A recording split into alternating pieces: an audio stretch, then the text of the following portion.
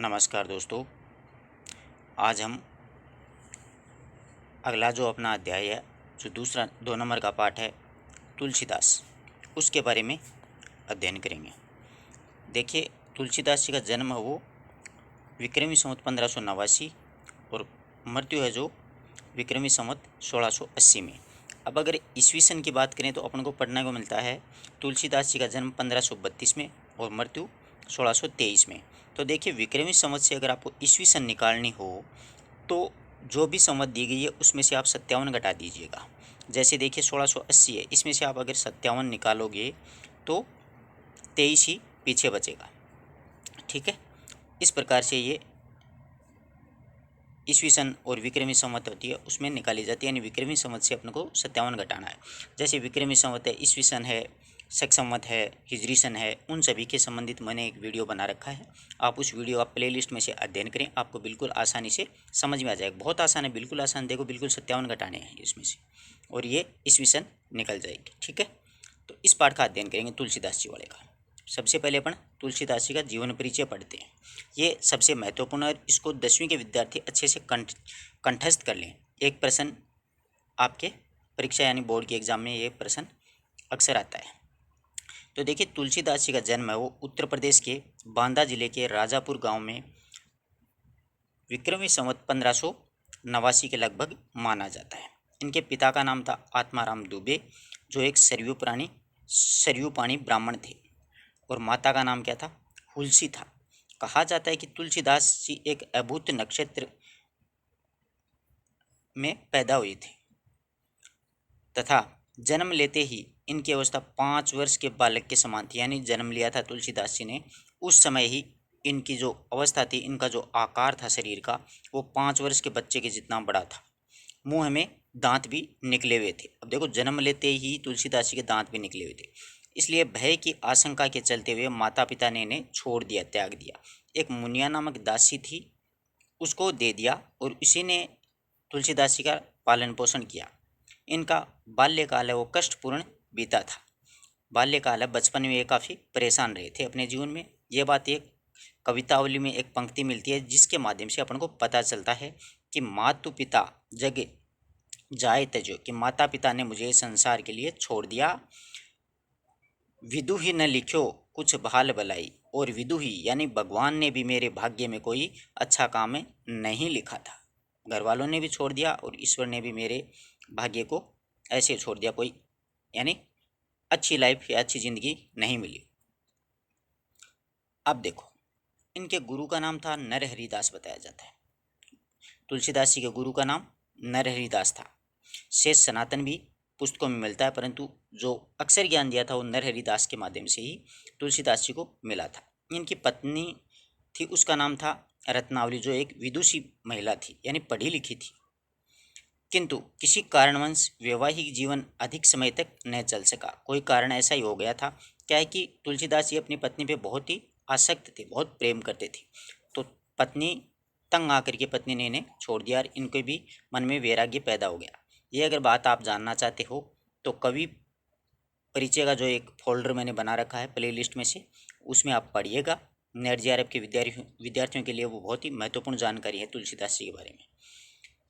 उन्होंने गृह त्याग करके त्याग दिया था, यानी पत्नी ने कुछ ऐसी बात कह दी थी जिसके कारण तुलसीदास जी ने घर बार वो छोड़ दिया और घूमते फिरते हुए अयोध्या पहुंच गए थे। वहीं पर संवत 1631 ईस्वी में रामचरितमानस, इनकी अक्षय कीर्ति का आधार जो ग्रंथ है, उसकी रचना प्रारंभ की थी। बाद में काशी में आकर के रहने लगे। जीवन के अंतिम दिनों में पीड़ा शांति के लिए उन्हें हनुमान की स्तुति की रूप में एक हनुमान बाहुक नामक एक प्रसिद्ध रचना भी लिखी थी। इनकी मृत्यु के संबंध में एक दोहा प्रसिद्ध है। ये दोहा है कि संवत 1680 असी गंग के तीर है, श्रावण शुक्ल सप्तमी तुलसी तजो शरीर है। ठीक है, श्रावण की शुक्ल पक्ष की सप्तमी को तुलसीदास जी का देहांत हो गया था। उन्होंने राम के ये हैं अनन्य भक्त के रूप में दास्य भाव अपनाते हुए अनेक काव्य ग्रंथों की रचना की थी। तुलसीदास जी की भक्ति भावना देखिए दास्य भाव की है, जबकि सूरदास जी की भक्ति भावना वो सख्य भाव की है। तो राम के अनन्य भक्त के रूप में उन्होंने दास्य भाव अपनाया और अनेक ग्रंथों की रचना की थी। इनके निम्नलिखित ग्रंथ हैं रामचरितमानस, विनय पत्रिका, दोहावली, गीतावली, कवितावली, रामाज्ञा प्रश्न, भव्य रामायण, जानकी मंगल, पार्वती मंगल, रामलला नहेच्छू, वैराग्य संदीपनी और कृष्ण गीतावली। ये इनके प्रसिद्ध प्रसिद्ध क्या हैं, ग्रंथ हैं। तुलसीदास आदर्शवादी कवि थे। उन्होंने आदर्श चरित्रों का सर्जन करके हमें अपने दैनिक जीवन में उनके अनुकरण का संदेश दिया है कि इंसान को हमेशा अच्छे आदर्शों पे चलना चाहिए, अच्छे चरित्र का निर्माण करना चाहिए। ये अवधी और ब्रज दोनों भाषाओं में प्रकांड विद्वान थे। दोनों भाषाओं में इन्होंने काव्य रचना की है। शुद्ध परिमार्जित ब्रज और अवधी भाषा के रूप में इन्हें माना जाता है या इन्होंने अपनाया। अब देखिए नेट जेआरएफ के विद्यार्थी ध्यान दें 1 मिनट के लिए। क्या है कि अक्सर परीक्षा में यूं पूछ लिया जाता है कि तुलसीदास जी की कौन सी रचना ब्रज की है या कौन सी अवधि की है। देखिए राम और मंगल जिस रचना में आ जाएगा वो रचनाएं 100% किसकी हैं, अवधी भाषा की हैं। और बाकी जितनी भी रचनाएं बची हैं पीछे वो सारी की सारी किस में आ जाएंगी, ब्रज भाषा में माने जाएंगी। राम और मंगल ये 2 शब्द याद रखने हैं आपको, ये सारी की सारी अवधि में लिखी गई हैं तुलसीदास जी के द्वारा। ठीक है, यहाँ तक की बात आशा करता हूँ अच्छे से समझ में आई होगी। आगे देखिए, लक्ष्मण परशुराम संवाद है वो रामचरितमानस के बालकांड से लिया गया है। आरपीएससी के विद्यार्थी 1 मिनट ध्यान दें। अक्सर परीक्षा में यहाँ से प्रश्न उठा लिया जाता है कि तुलसीदास जी का राम लक्ष्मण जो संवाद है वो किस पुस्तक से लिया गया है, तो रामचरितमानस के बालकांड से लिया गया है। एक ये उस समय की बात है दोस्तों जब धनुर्यज्ञ चल रहा था, यानी सीता का स्वयंवर हो रहा था। उस समय धनुर्यज्ञ के बाद में पश्चात यानी बाद में मुनि परशुराम जी शिव धनुष भंग के समाचार को पाकर के बहुत ही क्रोधित होकर के तिलमिलाते हुए वहाँ पर आते हैं। जब शिव धनुष तोड़ दिया गया था उसके बाद में परशुराम जी को जैसे ही पता चला कि शिव जी का जो धनुष है वो किसी ने तोड़ दिया है, यानी राम ने तोड़ दिया है। उनको ये पता नहीं था कि राम कौन है, बल्कि वो तो क्या है कि तिलमिलाते हुए गुस्से में क्रोधित होकर के वहाँ पर आते हैं। किंतु राम की विनयशीलता और विश्वामित्र के समझाने पर, राम की शक्ति की परीक्षण के बाद उनका क्रोध होता है वो शांत होता है। पहले तो वो आते हैं बहुत गुस्से में, लेकिन लक्ष्मण होता है ना वो अपने व्यंग्य वचनों से, व्यंग्य वचनों रूपी बाणों से उन्हें बहुत परेशान करता है परशुराम जी को। परंतु इसी बीच में लक्ष्मण और परशुराम के बीच में जो व्यंग्योक्तियाँ हुई थी, यानी व्यंग्य उक्तियाँ, एक दूसरे को चुभने वाली बातें होती हैं, उनसे युक्त संवाद हुआ, वो इस प्रसंग में यहाँ पर प्रस्तुत किया गया है। लक्ष्मण और परशुराम के मध्य व्यंग्योक्तियाँ हुई थी, उनका संवाद यहाँ पर दिया गया है। परशुराम के क्रोध से भरे वचनों का उत्तर लक्ष्मण अपने व्यंग्य वचनों से देते हैं, यानी परशुराम गुस्से में होता है और लक्ष्मण होते हैं वो अपने व्यंग्य वचनों से उसका उत्तर देते हैं। लक्ष्मण जहाँ पर विवाद वत्सल विवाद पैदा करते हैं, यानी बच्चा होता है वो विवाद करता है, लक्ष्मण उस समय क्या होते हैं, बच्चे ही होते हैं, और जबकि परशुराम होते हैं वो काफ़ी उम्र में बड़े होते हैं। वहीं पर श्री राम भगवान है वो अपने नीतिज्ञ से और सौजन्य के प्रतिमान के रूप में प्रकट होते हैं। विश्वामित्र संतुलन का बिंदु करते हैं, यानी दोनों पक्षों को मिलाने का काम करते हैं, संतुलन करते हैं दोनों का। वे अपने चरम क्रोध की दिशा में परशुराम के आवेश को प्रशमित करते हैं। परशुराम का क्रोध है भय से अधिक हास्य से आलम्बन होता है। इस पाठ को अपन पढ़ेंगे तब अपन को बीच बीच में बहुत हंसी भी आएगी, क्योंकि परशुराम जी इसी प्रकार की बातें करते हैं इस पाठ में। तो आज अपन 2 ही पद्य पढ़ेंगे, उसके बाद में ये पाठ थोड़ा बड़ा है इसलिए अगले दिन है वो दूसरे पद्य पढ़ लेंगे। आशा करता हूँ यहाँ तक की बात आपको सारी समझ में आ गई होगी। आपको पाठ परिचय है वो सारा अच्छे से याद कर लेना है। नेट जेआरएफ के विद्यार्थी इस बात का ध्यान दें कि राम और मंगल वाली रचनाएं जो हैं वो अवधि की हैं, बाकी सारी की सारी ब्रजभाषा की हैं। ठीक है, और ये रामचरितमानस के बालकांड से लिया गया है, राम लक्ष्मण परशुराम संवाद। अब देखिए, परशुराम जी आते हैं और आकर के क्रोधित रहते हैं गुस्से में। तब की बात है, देखो, नाथ शंभु धनु भंजनी हारा, होई कोई को एक दास है तुम्हारा। जब परशुराम जी आकर के गुस्से में यहाँ पर तिल मिलाते हुए सभी को गाली गलौज करते हैं, गुस्सा करते हैं, क्रोध करते हैं, तब भगवान श्री राम बोलते हैं कि हे नाथ, यानी यहाँ पर नाथ शब्द है वो परशुराम जी के लिए आया कि हे नाथ, शंभु धनु यानी शिव जी का धनुष, शंभु यानी शिव जी का जो धनुष है भंजनी हारा तोड़ने वाला, होई को एक दास तुम्हारा कोई एक दास ही है जिसने ये शिव जी का धनुष है वो तोड़ा होगा। भगवान श्री राम अपने मर्यादा में रहते हैं, मर्यादित पुरुष के रूप में, आदर्शवादी चरित्र के रूप में अपने सामने प्रस्तुत होते हैं यहाँ पर।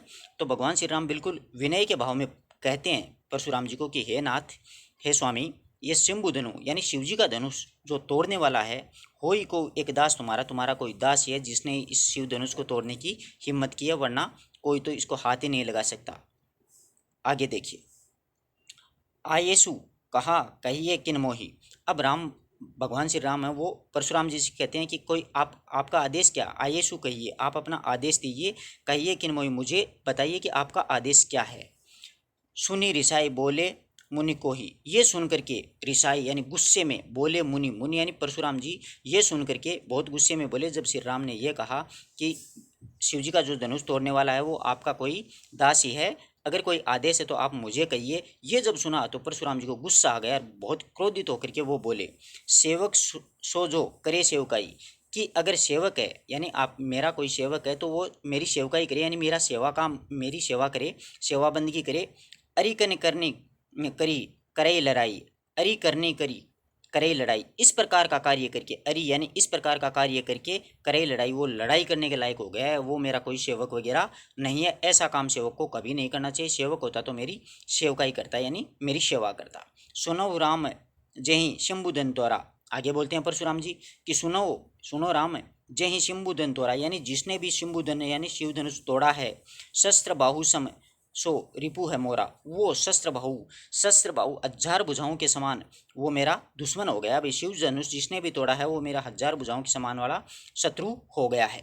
सो बिलगाई बिहाई समाजा, उसको सारे समाज से सभी राजा मिलकर के उसको अलग कर दो, बिलगाई यानी पूरे समाज से उसको अलग कर दो, बिलगाई का मतलब अलग कर दो, सारे राजा मिलकर के उसको राजा के समाज से क्या कर दो, अलग कर दो।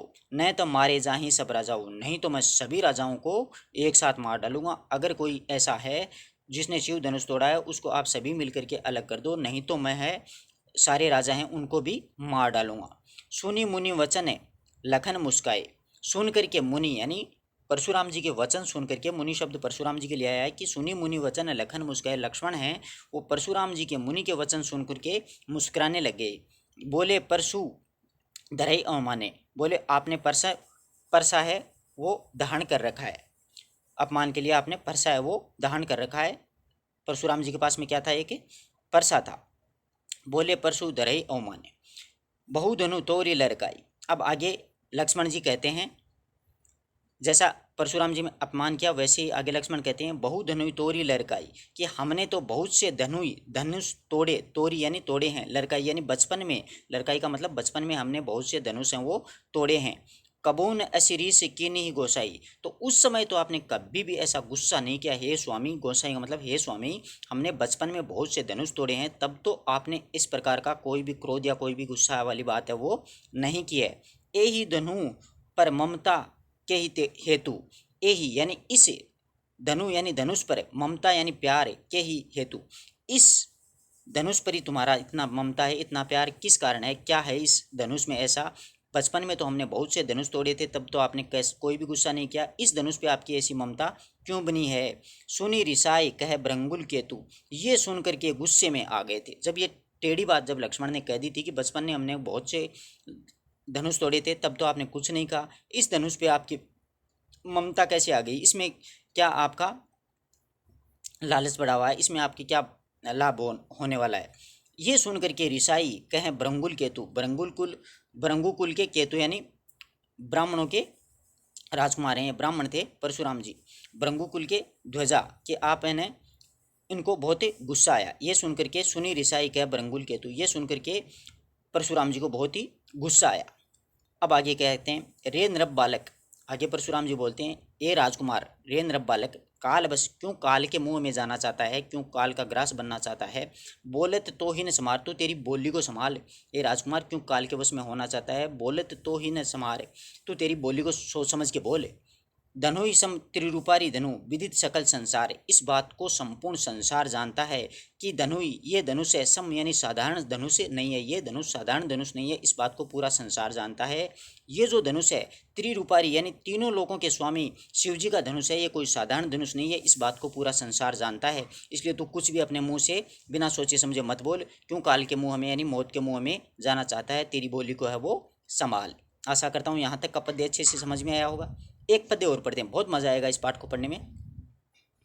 आगे देखो, लखन कहा असी हमरे जाना, लक्ष्मण ने कहा कि इसको तो हमने इस प्रकार से जाना है, कि इस धनुष को हमने इस प्रकार से जाना। सुने हु देव सब धनुष समाना, कि सुना है हे देव सारे धनुष होते हैं वो क्या होते हैं, एक समान ही होते हैं। लक्ष्मण कहते हैं कि हमने तो इसको इस प्रकार से जाना कि सारे जो धनुष हैं वो एक समान ही होते हैं। का क्षति लाभ जनु धनु तोरे, क्या क्षति क्या नुकसान हो सकता है, क्षति यानी क्या नुकसान हो सकता है, क्या लाभ हो सकता है, जनु यानी पुराने धनुष को तोड़ने से क्या लाभ या क्या हानि हो सकती है। क्या क्षति लाभ जनु धनु तोरे की क्या क्षति और क्या लाभ क्या नुकसान और क्या फायदा हो सकता है जनु यानी पुराने धनुष को तोड़ने पर। देखा राम नयन के बोरे, राम ने तो इसको देखा कि ये नया है, परंतु इसको तो हाथ से छूते यह वो टूट गया, ये तो पुराना धनुष था। श्री राम ने तो इसको नए के भरोसे देखा था, परंतु ये तो पुराना धनुष था। छुए तो टूटे रघुपति न दोषु, इसको तो भगवान श्री राम ने छुआ ही था। इसमें रघुपति यानी रघुपति श्री राम का कोई इसमें दोष नहीं है। रघुपति शब्द श्री राम के लिए आया है कि भगवान श्री राम ने इसको छुआ ही था, इसमें भगवान श्री राम का कोई दोष नहीं है। और छूते हुए ये क्या हो गया, टूट गया।